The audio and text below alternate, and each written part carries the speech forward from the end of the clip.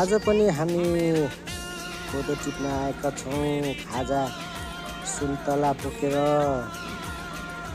राम्रो छ सुन्तला चाहिँ होइन, आफ्नै बारीको। यहाँनिर म्याडम कोदो टिप्दै हुनुहुन्छ एकदम झकास तरिकाले। कोदो नि पाकिसकेको छ, कोदो चाहिँ त्यति साह्रो छैन।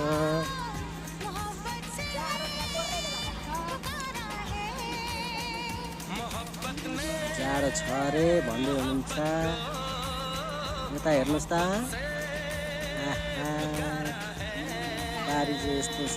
कोदो पुरै लडेर है ढोक्रोमा नि भेला पारेको छु, भेला पारेका छौँ। मासतिर पनि छ कोदो। कोदो चाहिँ त्यति राम्रो नफलेको जस्तो देखिरहेको छौँ हामी। यतापट्टि लडेर हेर्नुहोस्, यहाँ कोदो पुरै कोदो सुतेको छ है। यस्तै छ गाउँघरतिरको